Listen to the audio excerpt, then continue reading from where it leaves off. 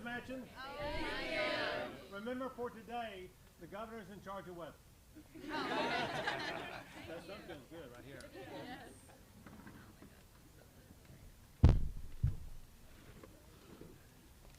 Appreciate you, man. You all set? All set. Let me turn my phone off for a second. Always a good idea.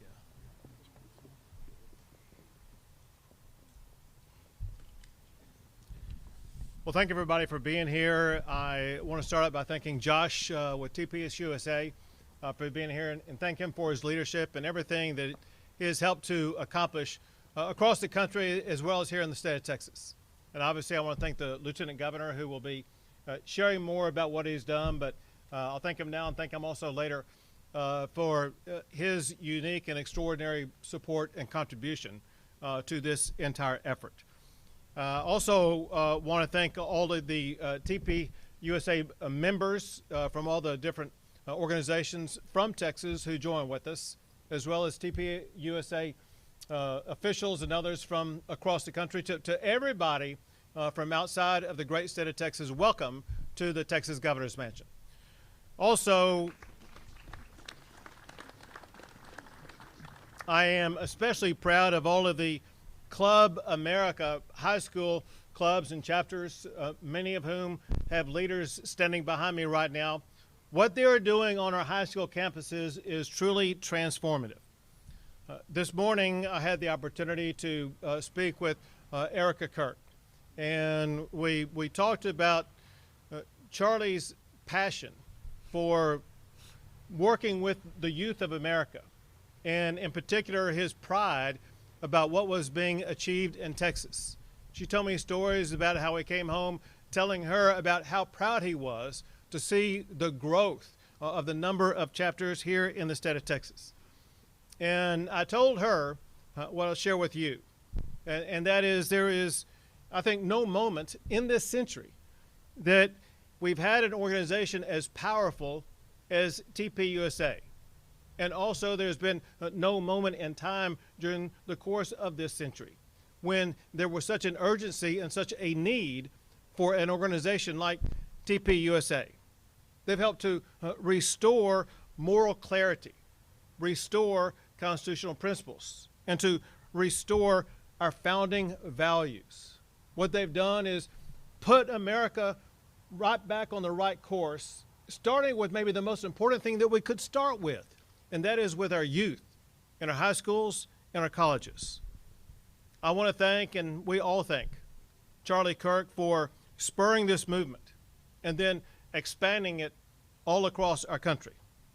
And we're so proud to say that Texas is taking the lead in expanding what Charlie Kirk did right here in Texas. And what they're doing is far more than just their prolific programs that we see in our colleges and universities. What is heartwarming for me about the future of our state is the fact that Texas ranks #1 in America for the most high school Club America TPUSA programs of any state in the United States of America.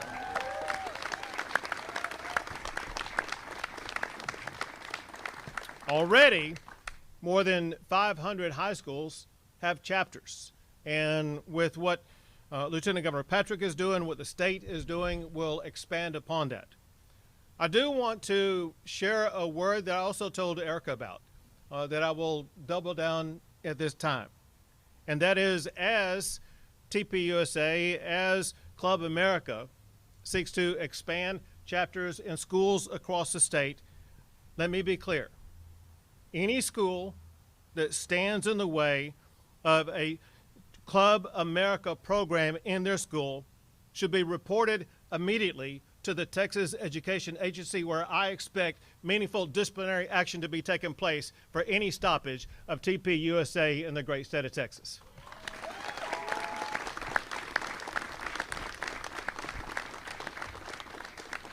So once again, I'm so grateful for the young men and women behind me and their peers across our state for stepping up and identifying themselves as the future leaders of the Lone Star State. And I'm grateful for the legacy investment made by Lieutenant Governor Dan Patrick and for his passion for this organization. Thank you, Governor, and thank you all for being here. And these fabulous, this is the future generation. This is what makes me feel good about America and about Texas, because we have young men and women all across Texas and across America and around the world who want to be part of what Charlie Kirk started. I will tell you that we're #1, and we want to be #1, Governor, where no one can even catch us, because we have more campuses than just about any one. We want a campus, a chapter on every high school campus and every college campus in Texas, and that's our goal, and we're going to accomplish that goal because I know we have TPUSA working with us, and we have Texans who want to be part of that. I will tell you that, Governor, this kind of came out of nowhere to me. My grandson, who's now a freshman in a high school, didn't know much about Charlie Kirk, and neither did his friends until that terrible day. And they decided they wanted to be part of that. And they now have one of the biggest clubs already in the state. And that really woke me up to the fact that Charlie's message of freedom and liberty and faith, of which he really focused on in these last several years, is really resonating with young men and women across Texas and across America. Personally, I knew Charlie, as I know the governor did early on, because Governor, Texas, strong, faith-based state, conservative, we love liberty, we love freedom, and we're able to raise a lot of money in Texas.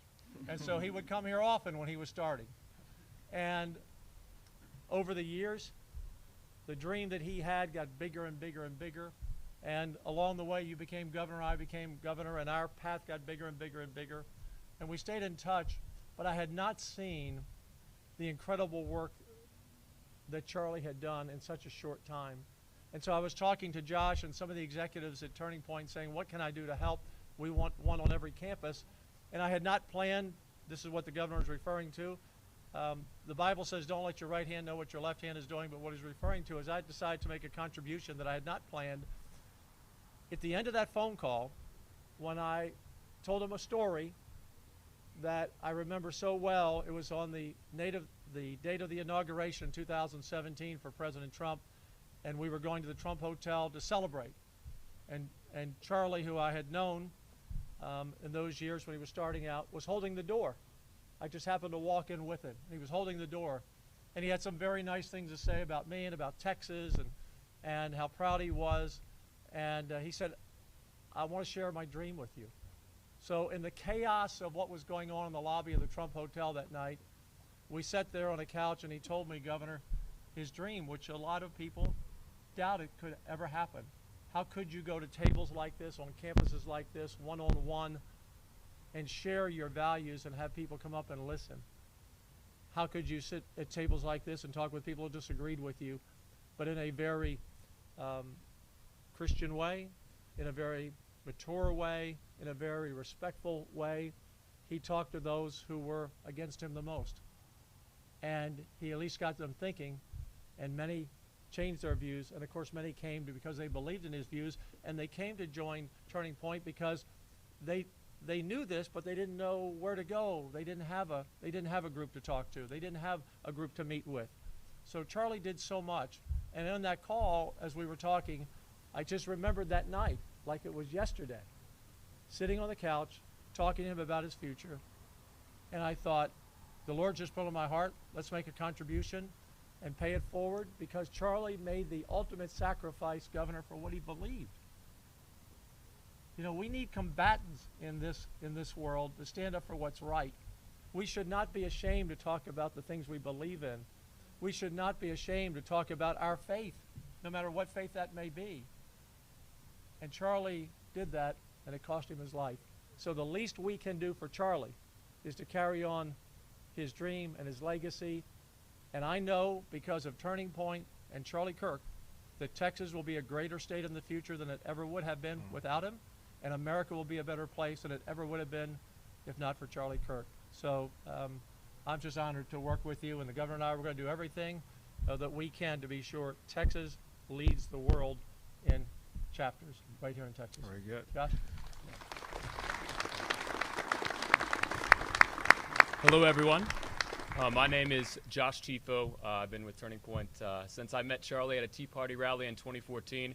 He walked up to me and he said, I just started this thing called Turning Point USA in my garage. I'm going to make it cool to be a conservative. Why don't you join me? And saying yes that day was one of the best decisions I ever made. He spoke to a crowd smaller than this, trying to convince them that you could actually convince a young person to be conservative. In the Obama years, that sounded crazy. Fast forward 10 years, and Charlie's seemingly overnight success with the youth vote in 2024, which was largely also due to the work of Tyler Boyer back there, the head of our political operations. That was the result of 12, 13 years of sitting at tables like this. And in the early years, very few people would come out. And year after year after year, he showed up and he brought the truth. So a couple weeks before he passed, he spoke to the board, to some executives, and he gave us a charge. He charged us to put 20,000 Club America chapters all over the country. He was sick of this idea in the American psyche that when you became a teenager, that's when you left the faith. That's when you became liberal. It's almost like conservative parents were scared of that. And he had an idea. What if we create an inverse culture? What if Club America at every high school in the country is where you learn about Jesus, where you learn about the founding of the country, where you learn that you should value marriage and family? And he wanted to get them in high school. We have an amazing college program. We're on almost every major and mid-sized college in all 50 states. But we were only on 1,200 high schools the day that he passed. I am proud to report that 3 months later, we are now on 3,000 high schools across the country.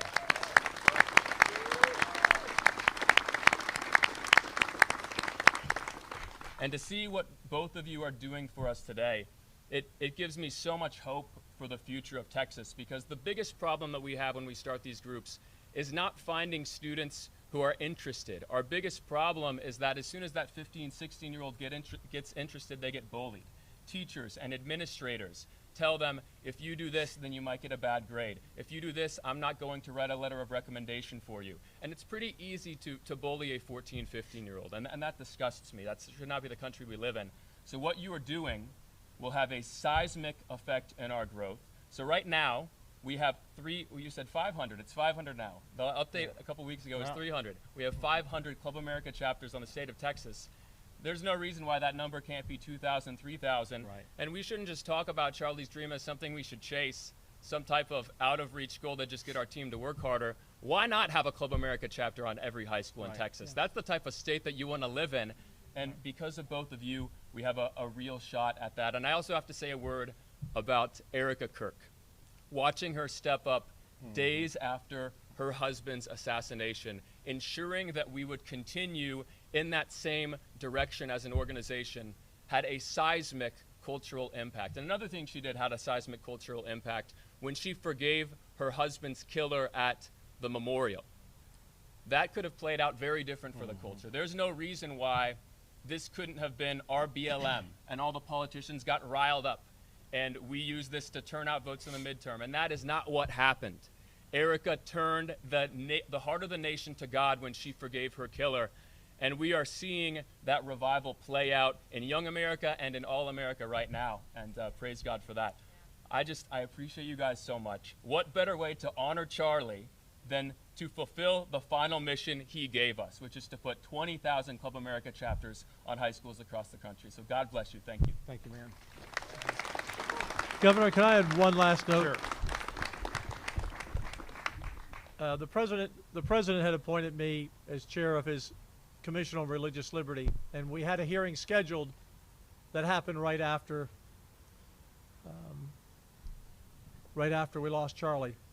And we played a clip of Charlie before the first hearing, and we had Hutz Hertzberg from Turning Point to give testimony that day.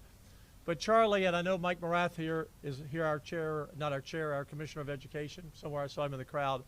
And Charlie said, and everyone at Turning Point knows this, but I had not seen him be so descriptive. He said, we're failing our next generation if we don't teach them in our schools before they leave. Where did they come from? And why are they here? And where are they going? If you don't know where you came from and what purpose God has for you in life and where you're heading, you're lost. And that may be, of all the things that Charlie said, one of the most profound, straightforward, simple things I've ever heard. And that should be our mission in our schools with our State Board of Education, with our Commissioner of Education. Very good. All right, we'll take a few questions. Governor, what do y'all say to maybe families who see this and see this as the state endorsing or mandating a political cause when they want politics out of school? What do y'all say to that? Say it's not the state's job that students should be the ones who do that.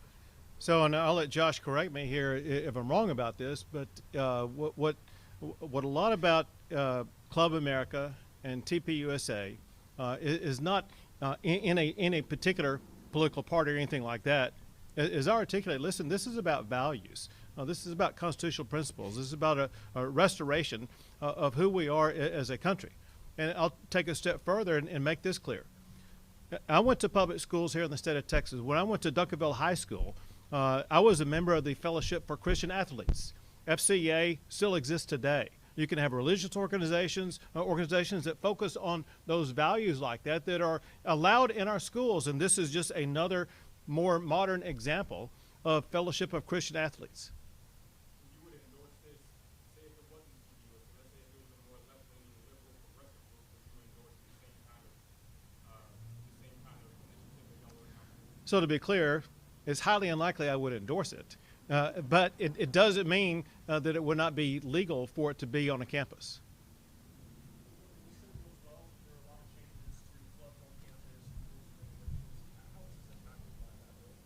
It's not really impacted by that bill. Two more questions.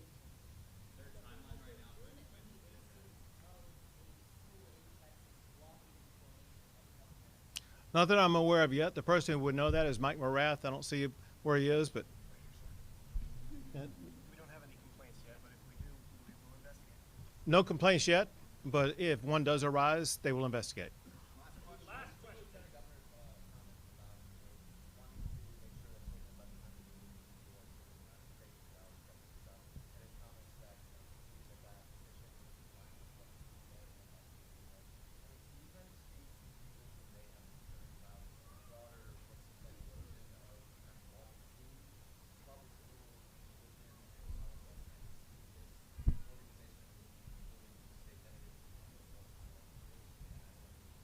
All right, well, going back to what I said about Fellowship of Christian Athletes, there has been a connection among student groups in our public schools going back now for well over 50 years.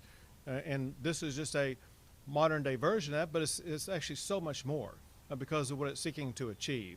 And so this is a way of making sure that the students who attend schools, they get input from a wide array of different perspectives. They're going to have the option to choose the perspective that is articulated so well by TPUSA. But if you want to add to that, feel free. I think we need to ask ourselves what type of society we want to live in. We have no problem when the Boys and Girls Club is growing in a community and wants to do social good. Club America is fundamentally a social good for Texas. Is it a good or a bad thing if young men and women want to work hard and get married young and have lots of kids? Is it a good or bad thing for young men and women to understand the founding of the country, to understand that we were founded as a Christian nation and then live as such? I am so proud of the history of our country and the way that we have protected the First Amendment. And that is why on public schools across the state, there are leftist clubs allowed to meet and there are conservative clubs allowed to meet. But let me tell you, amongst Gen Z, especially young Gen Z, the conservative clubs are 10 times more popular right now. Yes, and let me just add to it. It's one of the reasons that we passed and the governor signed Senate Bill 10, which puts the 10 Commandments back in our schools. And it's my understanding, Commissioner, I don't know if you know for sure, we're maybe around 50% that we have the 10 Commandments, because it's done by organizations or individuals who go to the schools, and the schools are required to put them in the classrooms. And we passed Senate Bill 11, which allows for prayer time. And again, we're primarily a Christian nation, but we respect all faiths, and we want to allow that child to have that time if they wish. I've always to pray, to have a moment with the Lord. I've always thought how confused our kids must be when we take them to church and Sunday school every week, and then on Monday they can't recognize the God that they love. And what parent really wants to say to their child, I want you in a school that doesn't teach values? That should be what parents do want. And those values are important.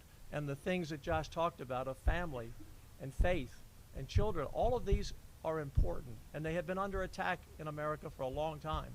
And that's why Charlie's message is resonating, because people want a purpose for their life. They want to know where they've been, why they're here, and where they're going. Thank you all. Thank you all. Appreciate you, man. Thank you. I appreciate it.